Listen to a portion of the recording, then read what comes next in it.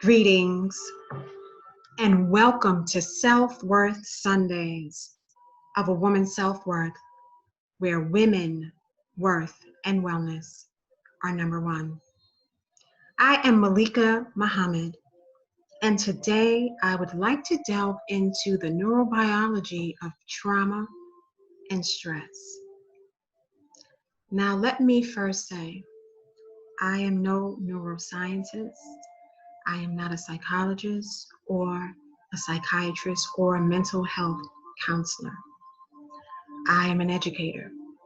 So I have studied the brain, of course, as an educator and from the perspective as an educator.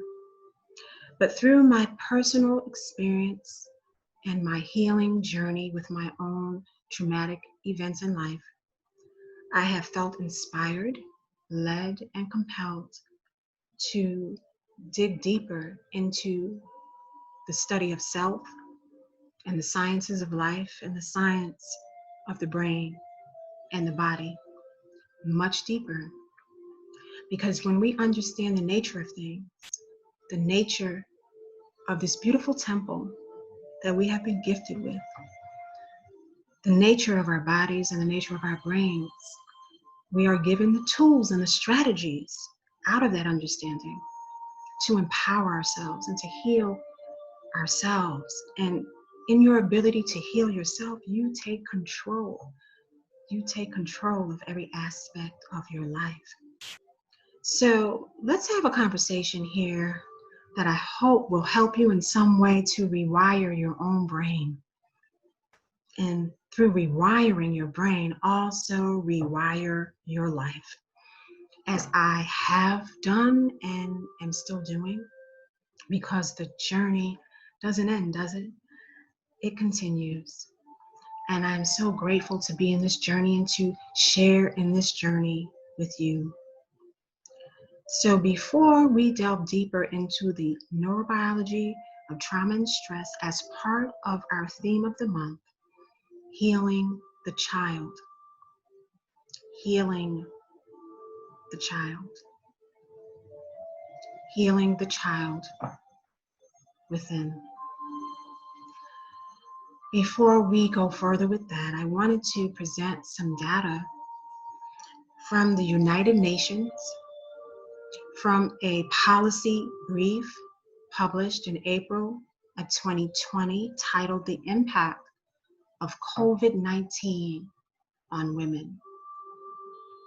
Again, a policy brief published by the United Nations in April of 2020 titled The Impact of COVID-19 on Women.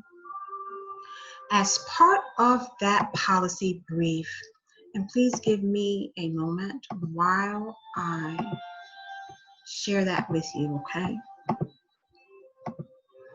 As part of this policy brief, there is a page within the brief titled The Shadow Pandemic. I'm sorry, I'm going to, so you can see the title there, okay? The Shadow Pandemic, Violence Against Women and Girls in COVID-19.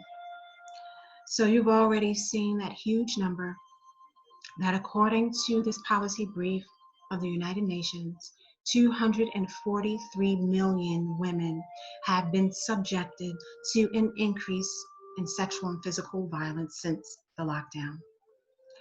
Let's look into some of these countries where that increase has been reported. These are only some of the dozens of countries that have reported, but let's look at this here. And let me say this, it is expected to increase as tensions regarding money and all of that increases.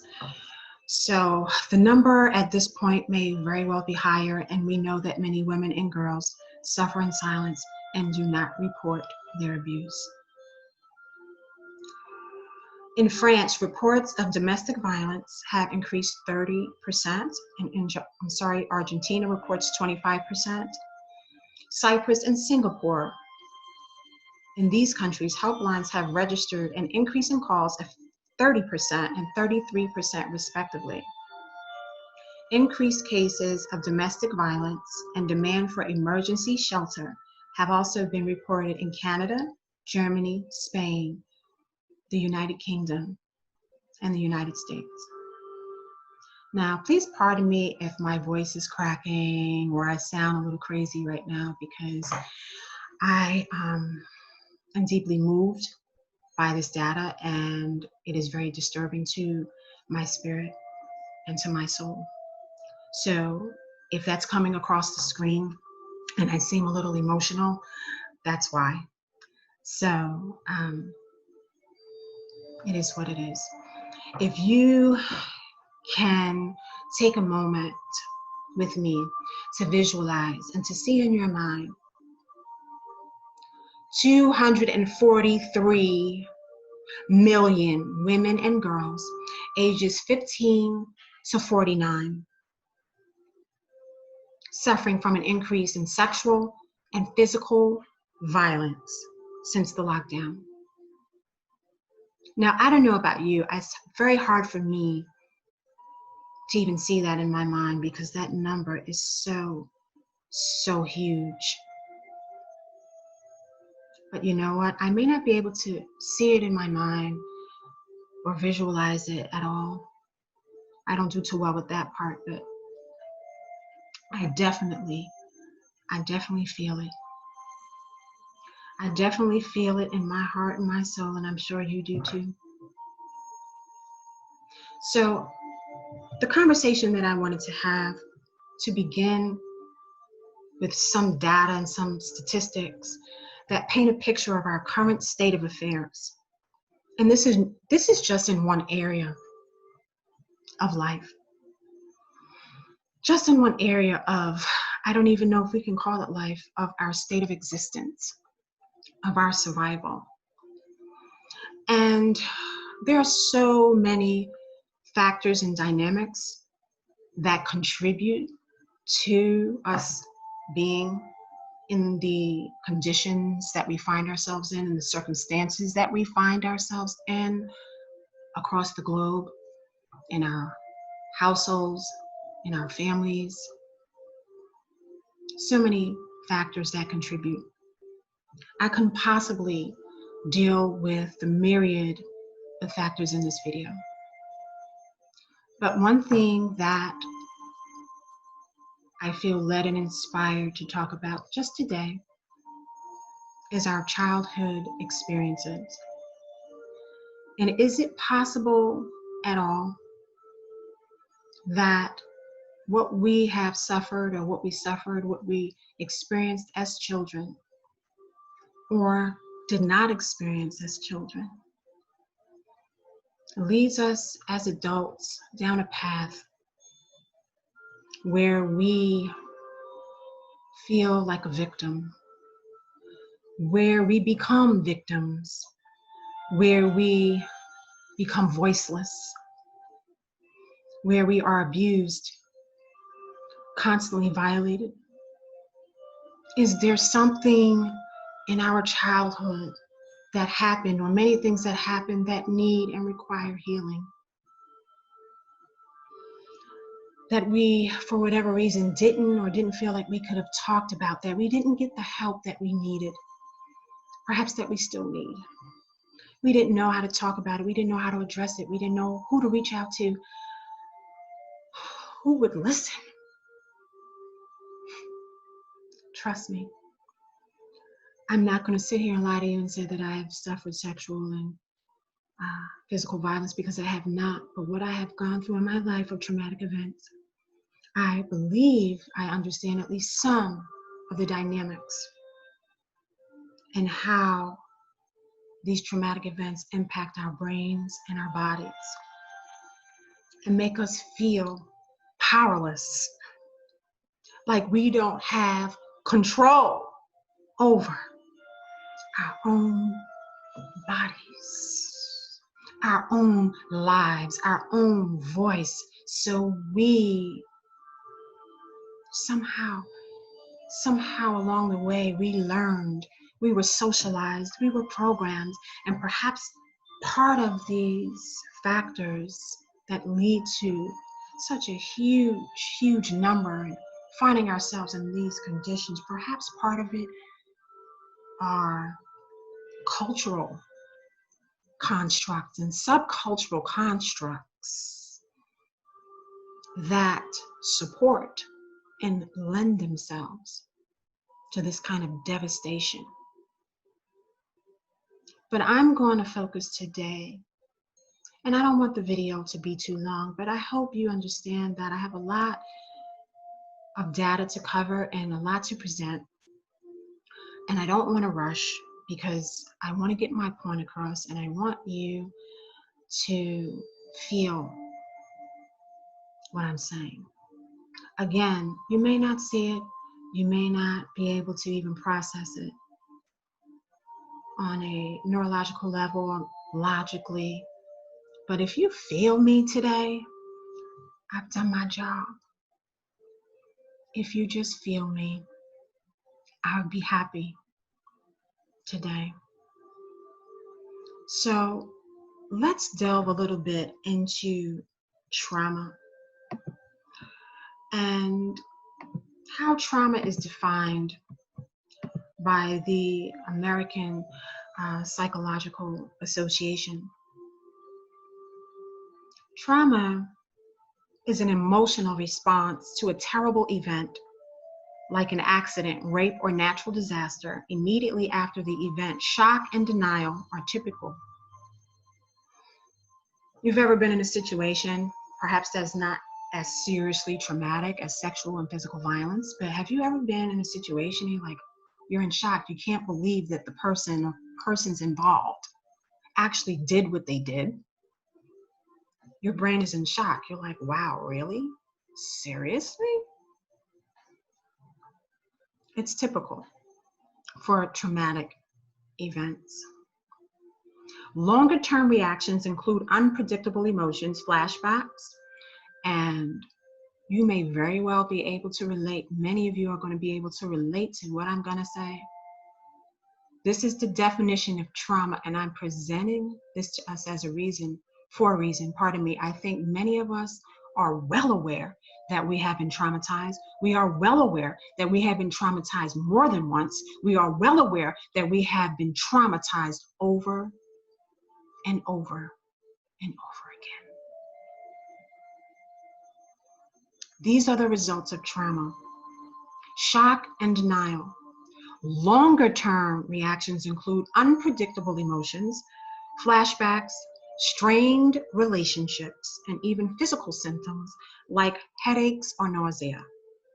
While these feelings are normal, some people have difficulty moving on with their lives. Psychologists can help these individuals find constructive ways of managing their emotions. I know for me, I think another term or a more common term for unpredictable emotions are mood swings. And girl, men, whoever are watching this video, I know what it's like to be swinging like a monkey from tree to tree with my emotions. Mood swings, unpredictable emotions. Where is this coming from? I was just in a great mood, in a good mood. I was doing well. Where is this coming from? Trauma. Unhealed trauma. That's where it's coming from. Psychological trauma is also defined as impacting a person's mind to such an extent as a result of stress that the brain and the mind have a hard time integrating, coping with these emotions. And the amount of stress, when the amount of stress exceeds one's ability to cope, it's traumatic. Well, I think there's not a person alive, unless they're about less than 5, and even then, our babies are being traumatized in the world that we live in. I want to move on to an article from Harvard Medical School. This is their journal, Harvard Health Publishing, which is published, of course, by Harvard Medical School. The title of this article is past trauma may haunt your future health. Adverse childhood experiences, in particular, are linked to chronic health conditions. Can you imagine what you experienced as a child can be linked to chronic health conditions 15, 20, 30 or more years later? Let's see what these scholars say about this. So, a violent assault, a car accident. These are all examples of traumatic events, but of course there are more. We just discussed from the policy brief from the United Nations, sexual and physical violence and how high that number is. So these are all examples of traumatic events. What and how do they define trauma in this article published by Harvard Medical School? In psychological terms, trauma are incidents that make you believe you are in danger of being seriously injured or losing your life. In danger of being seriously injured or losing your life, says Andrea Roberts, a research scientist with the Harvard T.H. Chan School of Public Health. Now, research shows that these events can trigger emotional and even physical reactions that can make you more prone to a number of different health conditions. So even though you went through that 5, 10 years ago or more, and even longer, do you know and understand that what happened of trauma can actually lead to an increased risk of heart attack, stroke, obesity, diabetes, and cancer? How? How do we heal? How do we heal? How do we heal? How do we heal? How do we heal the child within to become the healthy, happy, joyful, whole adults that we are divinely designed to be? How do we become that? I am so startled, honestly, by much of the information that I am finding as I research. And I'm hoping that you can be patient with me. There is a plethora of research and data. There is a lot of it. And I'm hoping that you can just be patient with me as I continue to dig into this. And many of you may be interested in doing the same and helping me with this. If so, if you come across anything that you feel will help me articulate these challenges that we find ourselves in, these problems, these issues, please feel free, pardon me, to share the information with me. I will include my contact information, pardon me, in the links below in the video, okay? People who experience traumatic events sometimes develop PTSD, post-traumatic stress disorder, pardon me, a psychiatric condition that affects 5% to 10% of the general population, says Dr. Ressler, who's also a colleague at, not my colleague, because I've never gone to Harvard or taught there. That would be awesome, but no. So this is a psychiatric condition that affects 5 to 10% of the population, but this is the kicker for me. It's more common in women. PTSD affects twice as many women as men. Did we know that the number was that high? That post-traumatic stress disorder affects twice as many women as men. And I don't want to sound like I'm taking anything away from men who suffer with this, because it's not for any of us to suffer. But what I'm saying is this: for every one man, there are 2 women suffering with PTSD, post-traumatic stress disorder. Now, I want you to look at this list, because Harvard Medical School states that if you have suffered at least 3 things on this following list, that you increase your risk for problems from adverse childhood experiences. So your risk, of course, for the obesity, the diabetes, the cancer, Heart attack and stroke is increased, but also affecting and impacting your relationships. Every area of your life is impacted. Pardon me. Even if you have a few things on this list, take a look at that. There are people, there are souls out here that have suffered everything on this list. There are souls that have suffered 7, 8, 9 of these traumatic events, that have suffered 5 or more. Harvard Medical School is saying if you just suffer 3, you have some serious challenges on your hands. Neurologically speaking, physiologically speaking, physically speaking, of course, emotionally speaking, on every area of your life, in every area of your life is being impacted by this trauma. Healing the child within. Physical abuse, sexual abuse, emotional abuse, physical neglect, emotional neglect, witnessing domestic violence, substance misuse within the household, mental illness within the household, parental separation or divorce, incarceration of a household member. I'm not, again, a neuroscientist, a psychologist, psychiatrist, or mental health counselor, but I have been a single mother,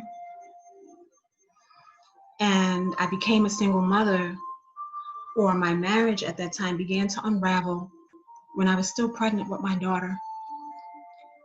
I was not in a financial situation where I could take care of her and myself on my own. I was scared. In many instances, I felt very alone, abandoned, hopeless, and helpless. So I'm not credentialed enough to add that to a list, but we're all out here not knowing sometimes where our next meal is coming from, not knowing how we're going to survive. That, to me, is trauma, especially when we have these beautiful babies that we have to care for, and we are left to do it alone. We are left oftentimes to do it alone. And the emotions and the behaviors that flow from that, we get double whammies because now we're angry Black women, right? Which is a term, or we're angry, we're difficult to deal with, we're this and we're that. Oh, it's a double whammy, baby. It's a double whammy. That's a whole nother topic. And this is not just about or for Black women. This is about women. About women. So let us go forward into how trauma affects the brain. And I'm sorry if I'm taking too much time with this, but I want to be thorough, okay? This is a New York Times article published in 2018. And all of this you can access online, okay? According to a Boston-based psychiatrist who is Dr. Vander Kalk, okay? He has a book as well. He states in this article that trauma produces a recalibration of the brain's alarm system, an increase in stress hormone activity, and also compromises the brain area that communicates the physical and body feeling of being alive. Mr. Vander Kalk writes, for survivors of sexual assault and other traumas, the amygdala, which initiates the body's fight or flight response system. So the amygdala, and I'm about to pull up a visual in some other articles in a minute, the amygdala is what initiates from your brain the body's fight or flight response system. And whenever it perceives danger, it can remain activated long after the threat has subsided. Long after the threat has subsided, your brain structures have been impacted by what you experienced. So much so that it cannot distinguish whether or not this event happened in the past, 2, 3, 5, 10 years ago, or if it's happening to me right now again. So you have some among us that are so insensitive. Oh, get over it, move past it, heal. Okay, yes, depending on what that person has suffered. Your brain has been so impacted, it's going over and over and over it again because your amygdala has been impacted. We're going to go more into this. Let me read from Dr. Vander Kolk, because again, I am no neuroscientist, no psychiatrist, psychologist, or mental health counselor, but I can read. I can read just like you can read, right? So for survivors of sexual assault and other traumas, the amygdala, which initiates the body's fight or flight response system, whenever it perceives danger, can remain activated long after the threat has subsided. In the present, survivors relive their traumas in the form of fragmented images, sounds, and emotion that the brain can't register as belonging to the past. The brain can't register it as belonging to the past. The brain can't. So if the brain can't, how can you? How do we heal the child within? The neurobiology of trauma and stress. I had to realize something was going on with Molika. I couldn't seem to get a hold on this or that. Oh, baby girl, you've been traumatized. Baby boy, you've been traumatized. How do we go into the brain and the body and undo, or at least mitigate, the effects of the trauma and the stress? He goes on to say, many people also experience disassociation, which can manifest as literal desensitization. Sorry, I can't pronounce that word. Desensitization. You know what I'm saying. You become desensitized, okay? Desensitized in parts of the body, or the inability to describe physical sensations. Can you imagine? This is what we are dealing with today as a result of trauma. So you can take a look. This is not a thorough diagram of the brain by any stretch of the imagination. I understand that. But you can see the amygdala. The amygdala is very much involved in the processing of emotions. Okay. The hippocampus is very much involved in the process of learning emotions and memory. Both of them are very involved in learning, memory, and emotions, and are part of the limbic system. Okay. So when we engage ourselves, or when no one engages themselves in trauma, but when we experience trauma, our brain structures are impacted. The system that governs our ability to regulate emotion, it is negatively impacted. I would like to read from this article as well. And I'm sorry it's a lot of reading. I usually like to just flow with my videos and just kind of talk, but it's so much information I really need to read, so I hope you can forgive me and bear with me, okay? It says, new research has revealed that the outward manifestations of stress are just the tip of the iceberg, with much more going on beneath the surface.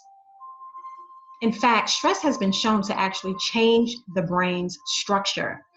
Stress is especially damaging to the amygdala, an almond-shaped region of the brain that regulates basic emotions, such as fear and anxiety.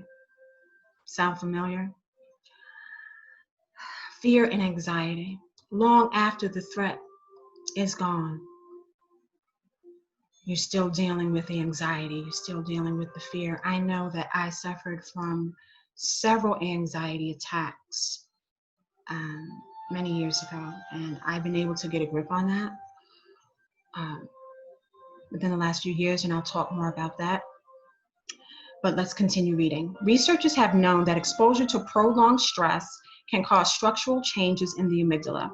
These changes have been linked to behaviors associated with anxiety and depressive disorders.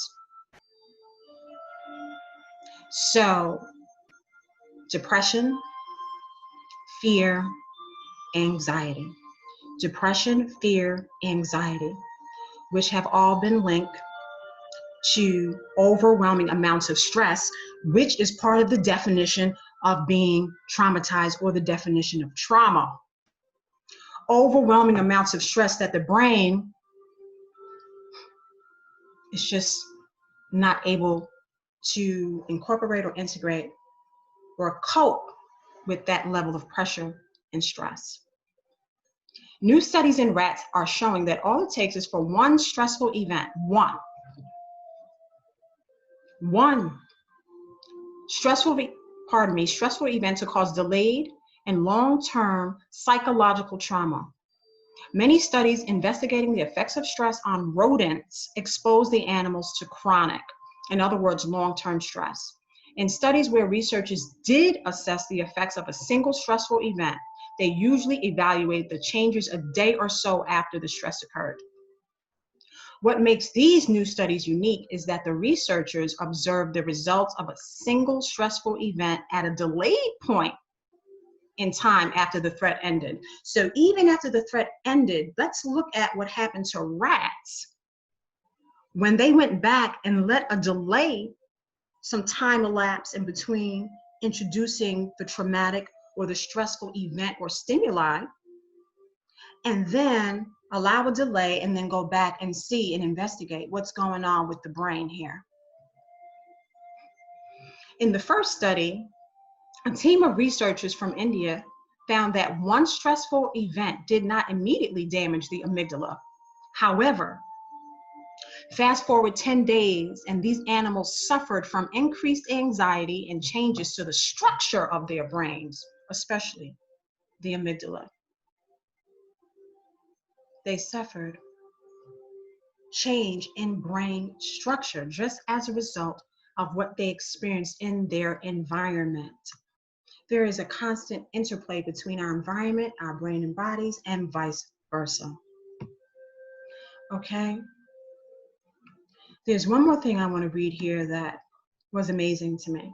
Again, reinforcing the point that was made by Harvard Medical School.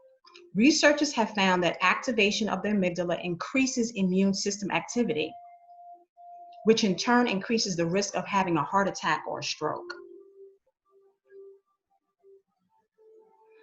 Just let that marinate. We're talking about healing the child within. Healing the child within. Healing ourselves as adults. Researchers have found that activation of the amygdala increases immune system activity, which in turn increases the risk of having a heart attack or stroke. Is it possible? Is it possible that our unhealed trauma, our unwillingness oftentimes to talk, to share, to open up, to reach out, is making us physically sick? Understanding the mind-body connection. Let's go back to the mind-body connection is what I'm getting to. And I'm sorry, I know I'm taking a while. His article was titled, I don't think I mentioned it before, How to Rewire the Traumatized Brain. Pardon me. How to Rewire the Traumatized Brain. I'm going to scroll down here. This again is Dr. Van der Kolk. He's a Boston-based psychiatrist. Okay. And he writes that there are 3 avenues for recovery. Top down by talking, which is what I just mentioned, and connecting with others. That's part of our healing. I know it has very much been a part of healing for me and what I've gone through in my life. And allowing ourselves to know and understand what is going on with us. Taking medicines that shut down inappropriate alarm reactions. And bottom up. Now, the bottom up is what I want to focus on, okay? The top down is awesome as well. I can't speak too much about medications because, again, I'm not a medical doctor, okay? I'm not going to venture into areas that are not my area, okay? I'm just reading from those who are specialized and have credentials in this area, okay? So let's talk about bottom up. By allowing the body to have experiences that deeply and viscerally contradict the helplessness rage, or collapse that result from trauma by allowing the body to have experiences that deeply and viscerally contradict the helplessness, rage, or collapse that result from trauma. Survivors usually need some combination of the three methods, writes Dr. Van der Dark, but the latter, the mind-body connection, is most neglected. Your body remembers. The body doesn't forget. The brain doesn't forget. It's all recorded. It's all there. No matter how hard we work, no matter how hard we try to hide and act like we're okay, whatever we have experienced of trauma, the circuitry, the wiring of the brain is there, and of the body. It remembers. Let's talk about the mind-body connection, because he says it's most neglected. His work is predicated on integrating body-focused treatments into trauma recovery work.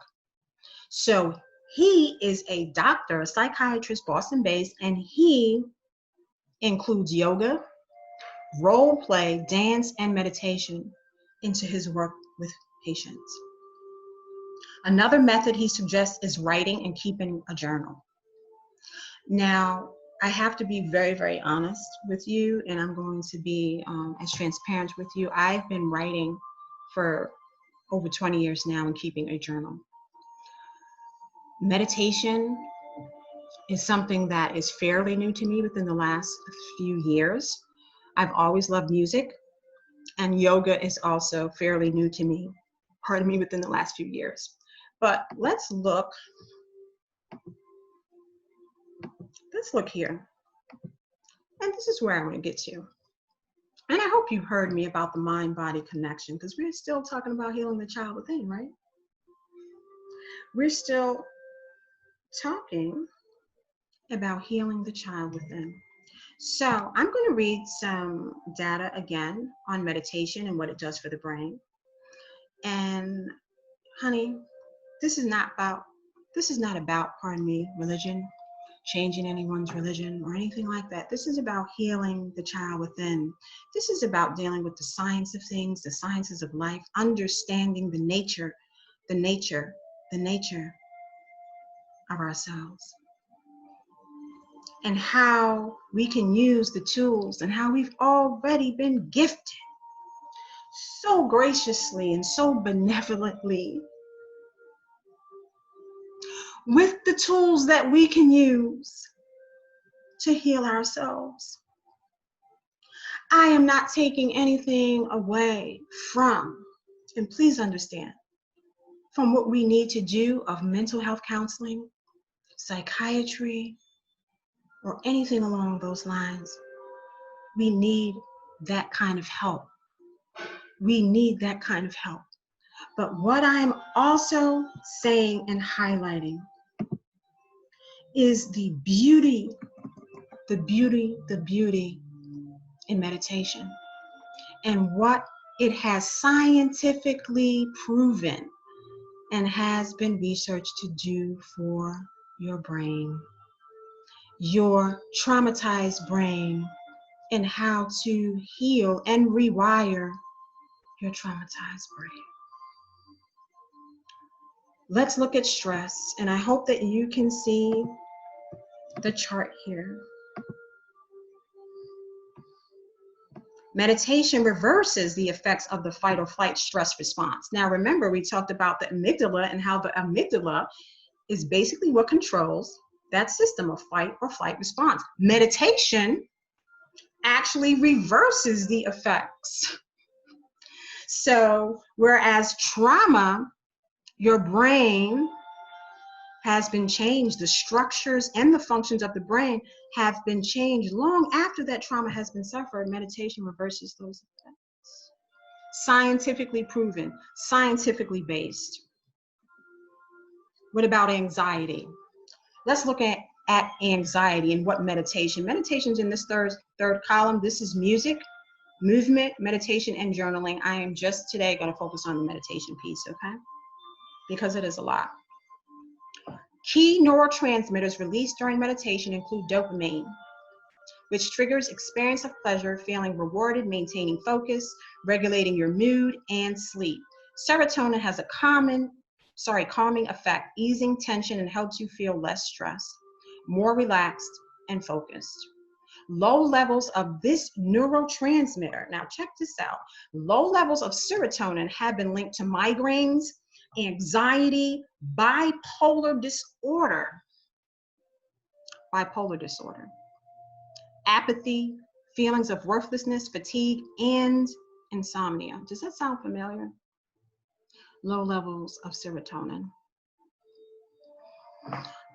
Gamma aminobutyric acid, sends chemical messages through the brain and nervous system and inhibiting the activity of nerve cells to control fear and anxiety. When overactivated, when the body is deficient in GABA, the symptoms include nervousness, racing thoughts, sleeplessness, all of which I have suffered. And I know many of you have as well. Endorphins play many roles related to well-being, including decreasing feelings of pain and reducing the side effects of stress. Let's look at depression, which I have also suffered. Stress, anxiety, depression, all of which meditation has been scientifically proven to not just reduce, but reverse. Like I said, it's a lot of information. Please be patient with me as I continue on this healing journey myself and share more and more with you and delve into the neuroscience and the neurobiology of trauma and stress and how we can use these tools of music, movement, meditation, and writing as part of our healing regimen in healing the child within.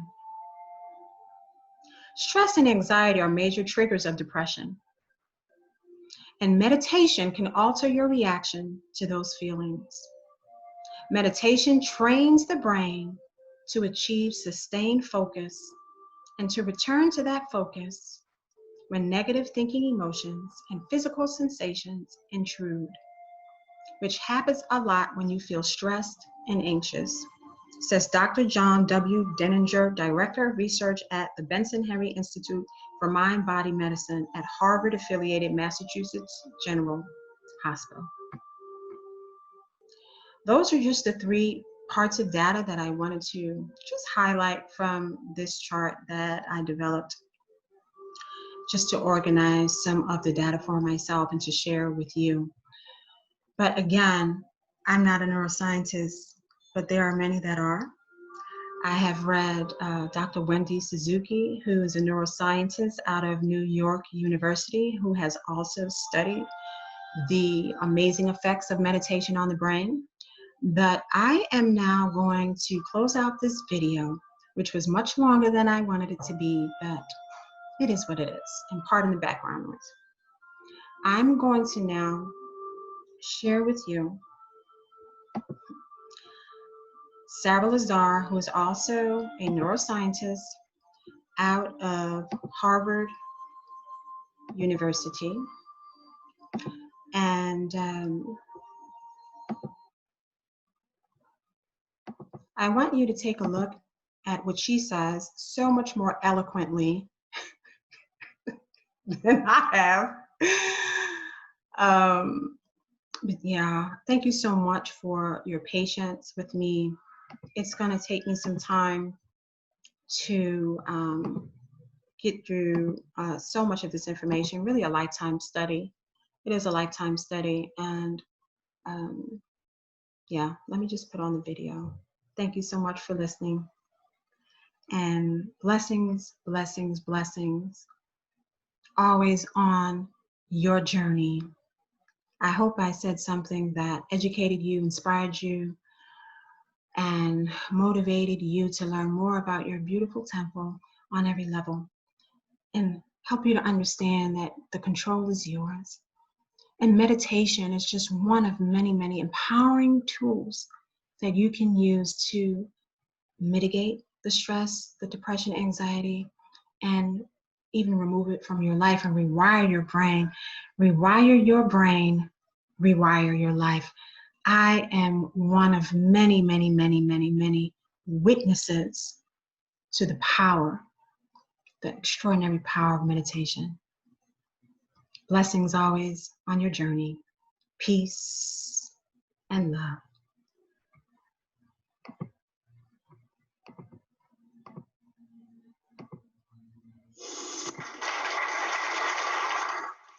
Good morning. So when I was in graduate school, I was a runner, and a friend and I decided that we were going to run the Boston Marathon. And so we started training, and we overtrained, and I developed knee and back problems. So I went to see a physical therapist, and they told me that I had to stop running, and instead I should just stretch. As I was leaving the therapist's office, the physical therapist's office, I saw an ad for a vigorous yoga class that promised not only to promote flexibility, but also to promote strength and cardiorespiratory fitness. So I thought, oh, well, this is a great way that I can stretch, but also remain in shape, and maybe I could even still run the Boston Marathon. So I went to the yoga class, and I really enjoyed it, except for when the teacher would make all sorts of claims, all sorts of medical claims, but also all sorts of, claims about, oh, yes, it'll help you, increase your compassion and open your heart. And it's just like, my eyes would roll, and I think, yeah, I'm here for, to stretch. But what was interesting was that after a couple of weeks, I started noticing some of these changes. I started noticing that I was calmer, and I was better able to handle difficult situations, and that indeed I was feeling more compassionate and open-hearted towards other people, and I was better able to see things from other people's point of view. And I was like, how could this be? How could this be? And I thought, well, maybe it's just a placebo response, right? She told me I was going to feel this, so maybe that's why I was feeling it. So I decided to do a literature search to see if there's any research on this. And lo and behold, there was quite a bit, showing both yoga and meditation are extremely effective for decreasing stress. They're also very good for reducing symptoms associated with numerous diseases, including depression, anxiety, pain, and insomnia. They also, there's a couple of very good studies demonstrating it can actually improve your ability to pay attention. And most interesting, I thought, virtually every study has shown that people are just happier. They report they're more satisfied with their life, and they have a higher quality of life.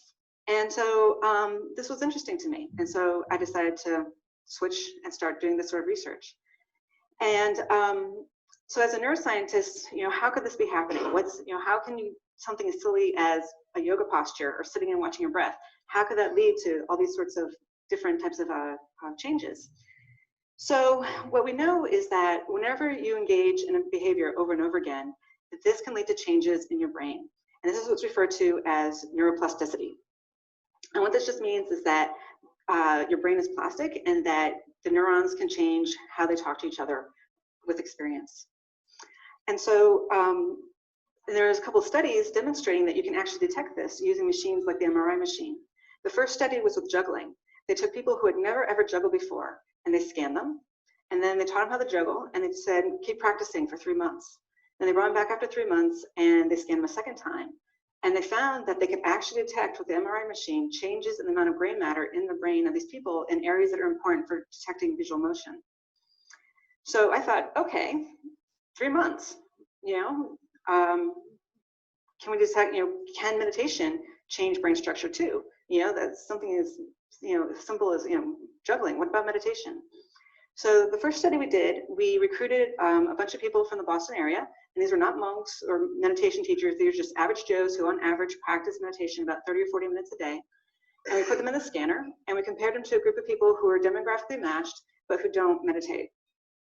And what we found is this, that there were indeed several regions of the brain that had more gray matter in the meditators compared to the controls. One of the regions I'm going to point out to you is here in the front of the brain, is an area that's important for working memory and executive decision making. And what was interesting about it was when we actually plotted the data versus their ages. So here in the red squares, that's the controls. And this is something you see actually, it's been well documented that as we get older, not just there, but across most of our cortex, it actually shrinks as we get older. And this is part of the reason why as we get older, it's harder to figure things out and to remember things. And what was interesting was that in this one region, the 50-year-old meditators had the same amount of cortex as the 25-year-olds, suggesting that meditation practice may actually slow down or prevent the natural age-related decline in cortical structure. So now the critics, and there were many critics, said, well, you know, meditators, they're weird. Maybe they're just like that before they started practicing, right? Or a lot of them, you know, they're vegetarians, so maybe it has something to do with their diet or something else with their lifestyle, you know, couldn't possibly do the meditation, it's something else, right? And to be fair, you know, that could be true. You know, this first study could not address that. So we did a second study. In this study, what we did is we took people who had never meditated before, and we put them in the scanner, and then we put them through an 8-week meditation-based stress reduction program, where they were told to meditate every day for 30 to 40 minutes. And then we scanned them again at the end of the 8 weeks, and this is what we found. So what you see is that several areas became larger. In this slide, we can see the hippocampus. And in the graph, the controls are in blue and the meditation subjects are in red. And what we see is that the hippocampus, this is an area that's important for learning and memory. It's also important for emotion regulation. And what's interesting is there's less gray matter in this region in people who have depression and PTSD. Another region we identified was the temporal parietal junction, which is here above your ear. And it's important for perspective taking and empathy and compassion. And again, these are both functions which people report changing when they start practicing meditation and yoga. Another region we identified was the amygdala, and the amygdala is the fight or flight part of your brain. And here we actually found a decrease in gray matter. And what was interesting was that the change in gray matter was correlated with the change in stress. So the more stress reduction people reported, the smaller the amygdala became. And this was really interesting because it's sort of the opposite and parallel of what some animal studies have shown.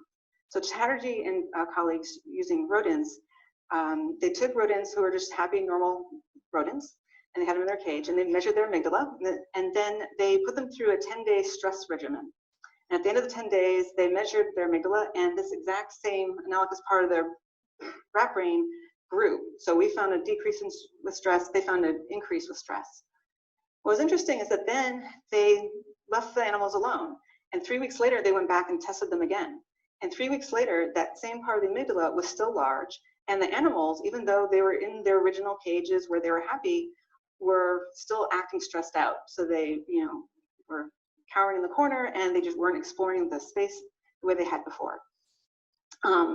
And so this is the exact opposite of what we saw with the humans, because of the humans, nothing has changed in their environment. They still had their stressful jobs, all the difficult people in their lives are still being difficult, and the economy still sucked, but yet, you know, their amygdala got smaller and they were reporting less stress. And so together, these really showed that the change in the amygdala, it's not responding to the change in the environment, but rather it's representing the change in people's reaction and relationship to their environment. And then the other thing that the study shows us is that it wasn't just that people were saying, oh, I feel better, or that it was a placebo response, or that they were trying to please us, but there was actual neurobiological reason why they were saying they felt less stressed. And so the idea that I'd like to share with all of you today is that meditation can literally change your brain. Thank you.